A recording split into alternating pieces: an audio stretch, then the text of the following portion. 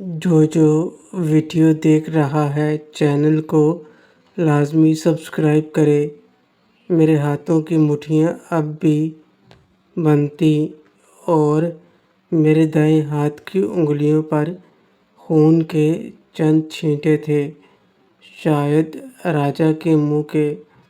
میں نے اپنے ہاتھ جیکٹ سے صاف کیے اور تب تک چھٹی کا ٹائم بھی ہو گیا تھا، اور اتنے میں روحی گاڑی لے کر گیٹ پر پہنچ گئی تو میں اس کے پاس گیا اور گاڑی میں بیٹھ کر سیدھا گھر کی طرف روانہ ہو گیا۔ روحی، کیا ہوا؟ تم کافی خاموش لگ رہے ہو، اور یہ تمہارے ہاتھ پر خون، کیا ہوا ہے تمہیں؟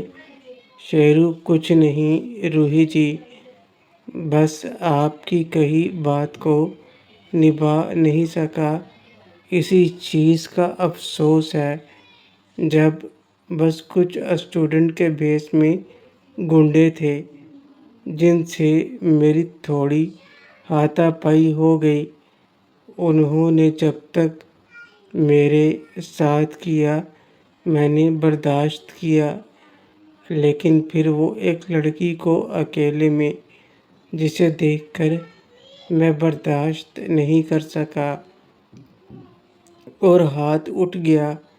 روحی، کوئی بات نہیں، کچھ لوگوں کو سبق سکھانا بھی ضروری ہوتا ہے، تو آپ نے اچھا کیا، میں اس کے لیے تمہیں روکوں گی نہیں، لیکن پھر بھی کہوں گی کہ جتنا ہو سکے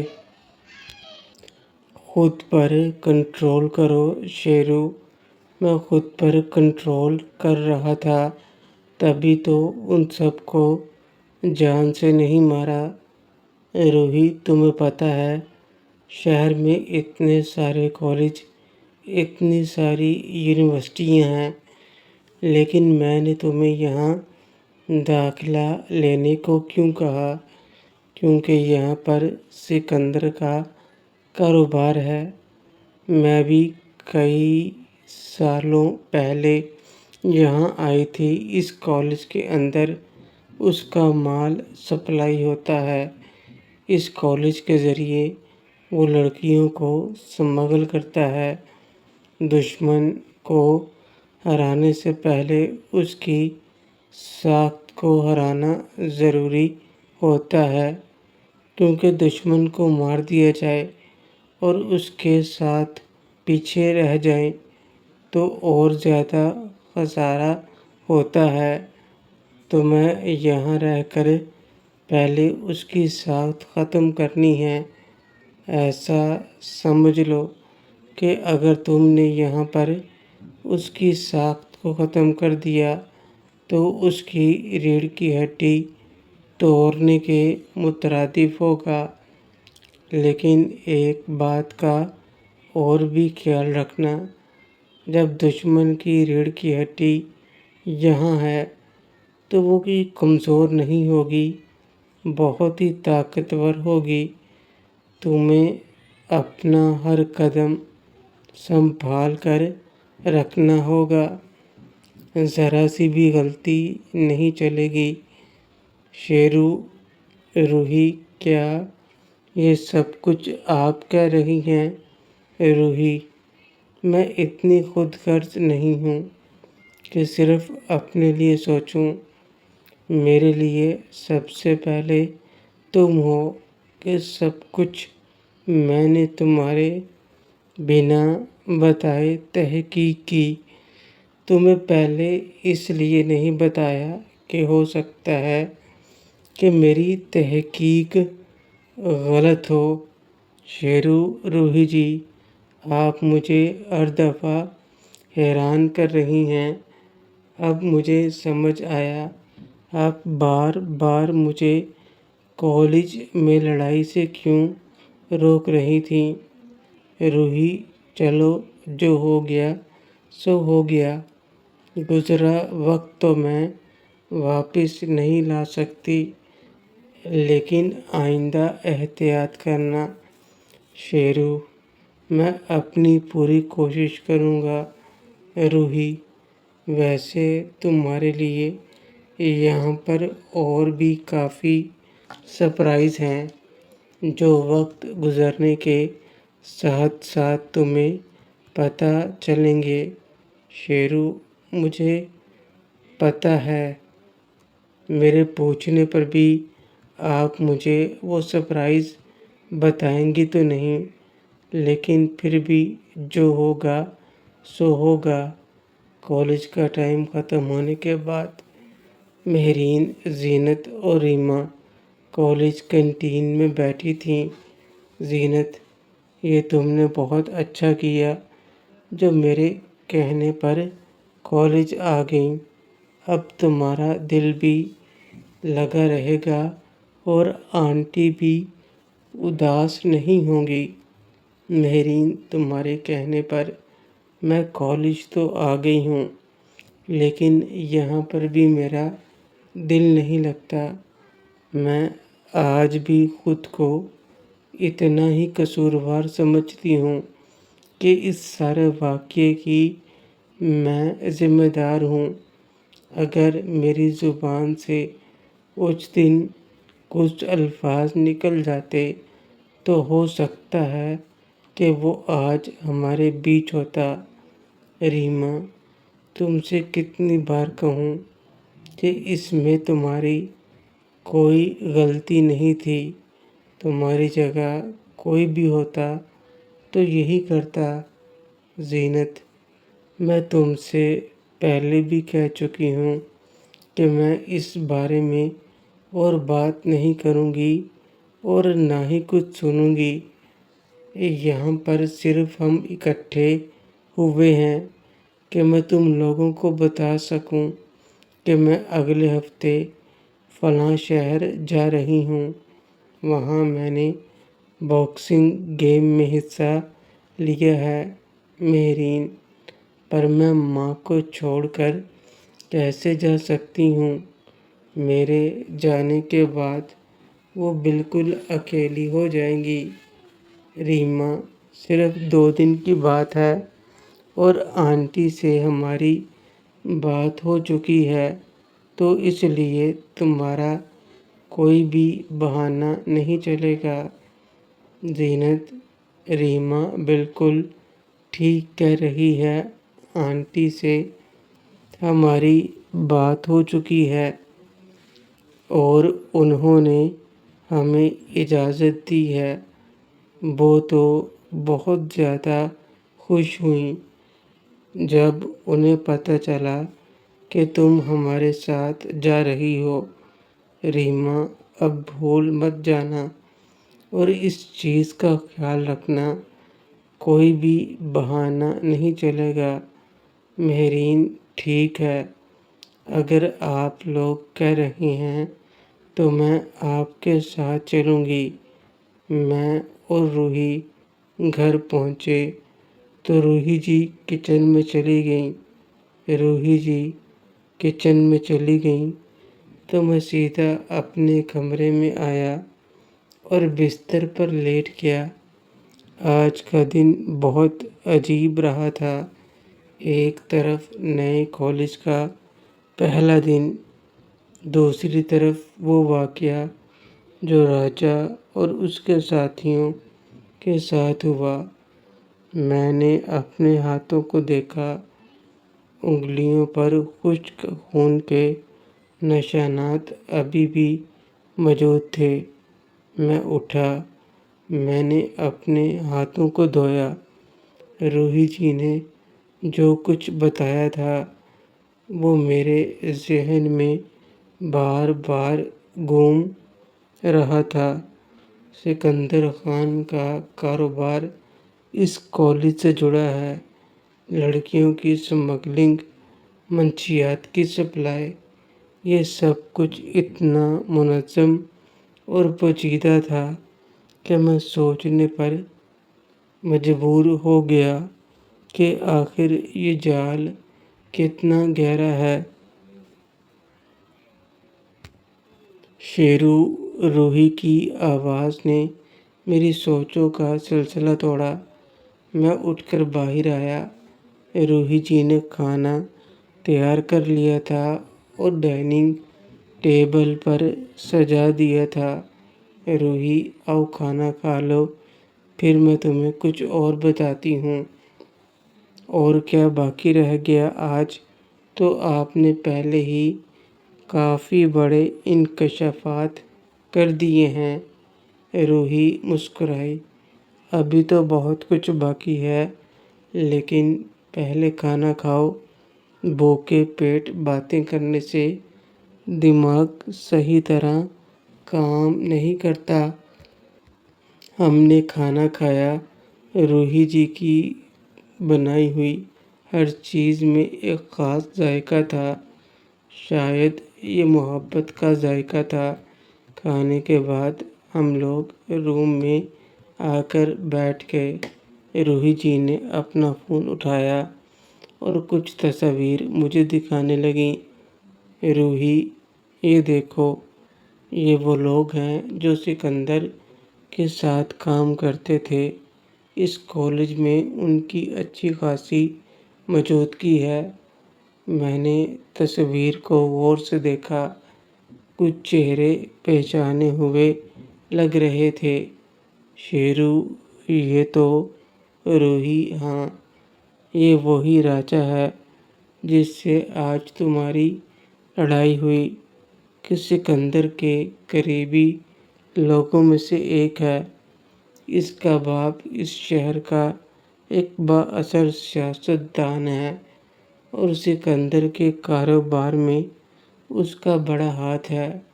شیرو، تو اس کا مطلب ہے کہ میں نے پہلے دن ہی سکندر کے آدمی سے پنگا لے لیا۔ روحی، ہاں، لیکن یہ برا نہیں ہوا، اس سے تمہیں ایک فائدہ ہوا ہے۔ شیرو، کون سا فائدہ؟ روحی، اب وہ تم پر نظر رکھیں گے، اور جب وہ تم پر نظر رکھیں گے تو تمہیں بھی ان کے بارے میں معلومات ملیں گی۔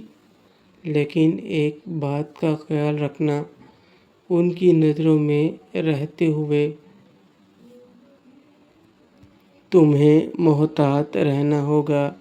ایک غلطی سب کچھ ختم کر سکتی ہے۔ میں نے گہری سانس لی۔ یہ سب کچھ کتنا پیچیدہ تھا۔ شیرو، روحی جی، آپ نے یہ سب کچھ کیسے پتہ لگایا؟ روحی نے ایک لمحے کے لیے خاموشی اختیار کی، پھر بولی، روحی، جب میں بہت پہلے اس اسپتال میں کام کرنے آئی تو مجھے کچھ عجیب واقعات نظر آنے لگے۔ کچھ لڑکیاں رات کے وقت زخمی حالت میں آتیں، لیکن ان کے ساتھ آنے والے لوگ جھوٹی کہانیاں سناتے ہیں۔ میں نے ایک دو لڑکیوں سے اکیلے میں بات کی تو انہوں نے سچ بتایا، اور سب ایک ہی نام لیتی تھیں، بادشاہ خان۔ شیرو، یہ بادشاہ خان کون ہے؟ روحی، سکندر کا خاص آدمی ہے۔ شیرو، اور آپ؟ میں تحقیق شروع کر دی۔ روحی، ہاں، میں نے ایک لڑکی کی مدد کی جو بھاگ کر آئی تھی۔ اس نے مجھے بتایا کہ کالج میں کچھ لوگ لڑکیوں کو ٹارگٹ کرتے ہیں، انہیں جھانسا دیتے ہیں اور پھر بادشاہ خان کے حوالے کر دیتے ہیں۔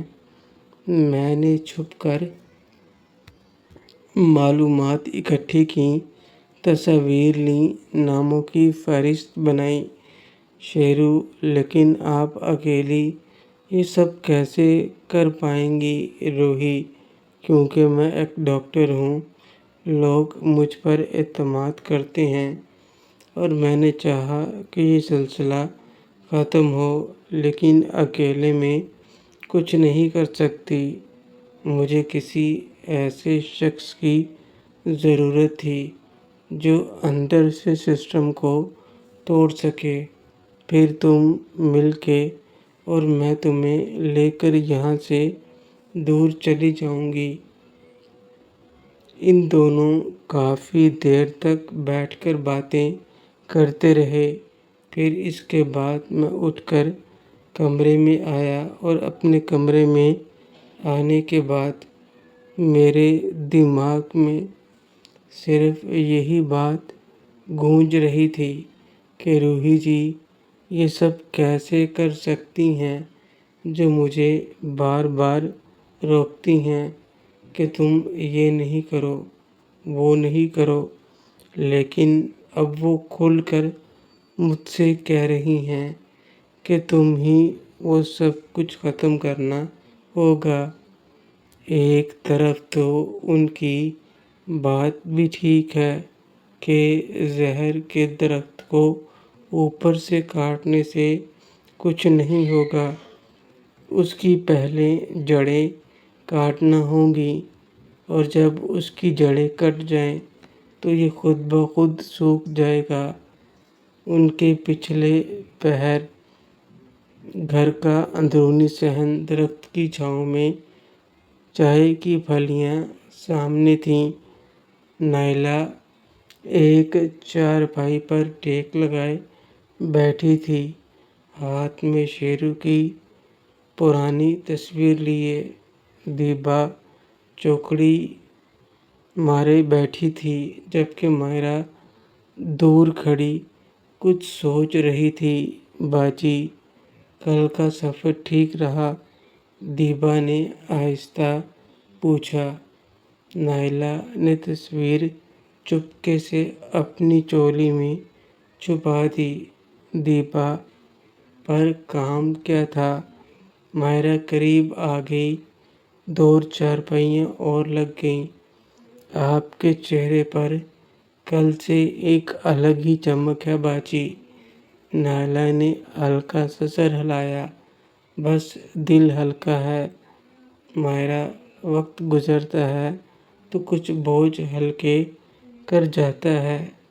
سچی کہتے ہیں وقت ہر زخم پر مرہم لگا دیتا ہے، اور اس مرہم کا مطلب یہ نہیں ہوتا کہ آپ سب بھول جاتے ہیں، بلکہ اس کا مطلب یہ ہوتا ہے کہ آپ اس زخم کے درد کو برداشت کرنا سیکھ جاتے ہیں۔ دور کونے میں ناصرہ اپنے بچے کو سلانے کے بعد واپس آ رہی تھی۔ اس نے مائرہ کی طرف دیکھا، دونوں کی نظریں ملیں۔ مائرہ نے ہلکا سا سر ہلایا۔ صبر کرو۔ دیبا نے چائے کی پیالی نائلہ کے سامنے بڑھائی۔ ہم سب آپ کی خوشی دیکھ کر خوش ہیں باجی، بس ہمیں بھی تو بتائیں، کوئی اچھی خبر ہے؟ نائلہ نے چائے کا کپ اٹھا کر اس کی چسکی لی۔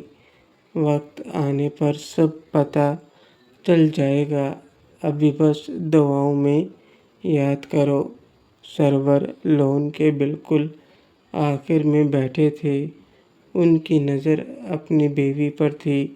وہ جانتے تھے نائلہ کی آنکھوں میں وہ چمک لگ بھگ 15 مہینوں بعد واپس آئی تھی۔ انہوں نے منہ ہی منہ میں ہلکے سے بڑبڑایا، اوپر والا کرے کہ یہ سب سچ ہو جو میں سوچ رہا ہوں۔ رات نے آہستہ آہستہ اپنے پیر پھیلانے شروع کیے۔ نائلہ نے اٹھنے کا ارادہ کیا تو مائرہ نے ان کا ہاتھ تھام لیا۔ باجی ہم سب آپ کے ساتھ ہیں، ہمیشہ سے تھے اور ہمیشہ رہیں گے۔ نائلہ کی آنکھوں میں نمی آ گئی۔ اس نے کچھ نہ کہا، بس مائرہ کو ہاتھ دیا اور کمرے کی طرف بڑھ گئی۔ دیبا نے ماہرہ سے پوچھا، تمہیں کچھ پتہ ہے؟ ماہرہ نے چپکے سے سر ہلایا، پتہ نہیں، پر دل کہتا ہے کہ وہ دن دور نہیں جب یہ گھر پھر سے ہنسنے لگے گا۔ ماہرہ کی بات سن کر ناصرہ بھی مسکرانے لگی اور اس نے آسمان کی طرف دیکھ کر ایک آہ بھری۔ پھر وہ واپس اپنے بیٹے کے پاس آ گئی اور اسے زور زور سے بتانا چاہتی تھی، کیونکہ اسے بھی لگنے لگا تھا کہ شیرو زندہ ہے۔ یہ امید کی چنگاری تھی جس نے سارے گھر میں ایک دفعہ رونق بھر دی تھی۔ اس رات سب کے چہروں پر ایک الگ ہی اطمینان تھا، ایک الگ ہی خوشی تھی، ایک الگ احساس تھا، الگ ہی اطمینان اس چیز کے لیے جو برسوں سے کھوئی ہوئی ہو اور اس کے ملنے کے اثرات نظر آ رہے ہوں۔ رات کو کچھ خاص نہیں ہوا۔ صبح وہی روٹین۔ میں اٹھا، روحی جی کے ساتھ ناشتے کے بعد میں وہاں سے سیدھا کالج آ گیا۔ روحی جی نے مجھے کالج اتارا اور پھر وہ وہاں سے اپنے ہاسپٹل چلی گئیں، لیکن مجھے احتیاط کرنے کی تاکید کی۔ بار بار جھگڑو اچھی بات نہیں۔ کوشش کرنا کہ سارے معاملات کو ٹھیک رکھو۔ میں ان کی بات کو سمجھ گیا۔ ان کے کہنے کا مقصد کچھ اور تھا کہ بار بار اگر جھگڑا کرو گے تو تم سب کی نظروں میں آ جاؤ گے۔ دوپہر تک کالج میں کچھ بھی خاص نہیں ہوا۔ میں اپنی کلاسز اٹینڈ کرتا رہا جہاں پر سرفراز مجھے چھوڑ گیا تھا۔ اس کے چہرے کی طرف آج بھی کاہلی تھی جہاں پر کل میں نے مارا تھا، لیکن اس کی نسبت اب وہ میرے ساتھ بڑے تمیز سے پیش آ رہا تھا۔ لیکن مجھے اس کے اندر کی قبا اب بھی محسوس ہو رہی تھی کہ یہ کچھ نہ کچھ تو ضرور کرے گا۔ اس کی نسبت راجہ مجھے کہیں بھی نظر نہیں آ رہا تھا۔ لیکچر ختم کرنے کے بعد میں کینٹین میں آیا کہ کچھ کھانے کو لیتا ہوں۔ میں جب کاؤنٹر پر اپنے لیے چیزیں آرڈر کر رہا تھا تو میرے کندھے پر کسی نے ہاتھ رکھا۔ میں نے پیچھے مڑ کر دیکھا تو سرفراز کھڑا تھا۔ وہ مجھے دیکھتے ہوئے بولا، تمہاری آج ساری اکڑ نکالتا ہوں۔ کل تم بہت اچھل رہے تھے نا؟ تم کیا سمجھتے ہو کہ میں صبح سے تمہارے لیے اتنا اچھا جو بن رہا ہوں تو کیا میں تمہیں معاف کر دیا؟ وہ تو میں اس لیے کر رہا تھا کہیں تم بھاگ نہ جاؤ۔ میں تمہیں بتاتا ہوں کہ مجھ سے الجھنے کا انجام کیا ہوتا ہے۔ آج بھائی بھی آیا ہے، وہ تمہیں بتائے گا۔ اتنا کہنے کے ساتھ ہی اس نے میری طرف ہاتھ بڑھانا چاہا کہ میرا کالر پکڑ سکے، لیکن میں نے اس کا ہاتھ پکڑ کر جھٹک دیا اور اس سے بولا، لگتا ہے تم کل والی مار کو ابھی تک بھولے نہیں۔ مجھے فرق نہیں پڑتا کہ تمہارے ساتھ کون آیا اور کون نہیں، لیکن اگر تم میرے ساتھ الجھو گے تو یہ تمہاری صحت کے لیے بالکل بھی اچھا نہیں ہوگا۔ اس لیے اپنی بھلائی چاہتے ہو تو یہاں سے دفع ہو جاؤ۔ میں یہاں پر کوئی ہنگامہ نہیں چاہتا تھا۔ میرے اتنے کہنے کی دیر تھی کہ اس کے پیچھے سے ایک آواز میرے کانوں میں پڑی، ایک آدمی بولا، کون ہے جو ہمارے شہر میں آ کر اتنا اچھل رہا ہے؟ اس آدمی نے میرے چہرے کی طرف نظر ڈالنا بھی گوارا نہیں کیا۔ وہ ٹپوریوں کی طرح اکڑ کر چلتا ہوا میری طرف آیا۔ میرے سامنے سرفراز کھڑا تھا۔ اس کو اس نے ایک ہاتھ سے ایک طرف کیا اور پھر اس نے اپنا ہاتھ بڑھا کر میرے کندھے پر رکھا، اور جب اس نے اوپر نظر اٹھا کر میرے چہرے کی جانب دیکھا تو فوراً پیچھے کی جانب گر گیا اور ہڑبڑی میں وہاں سے پیچھے کی جانب بھاگ گیا۔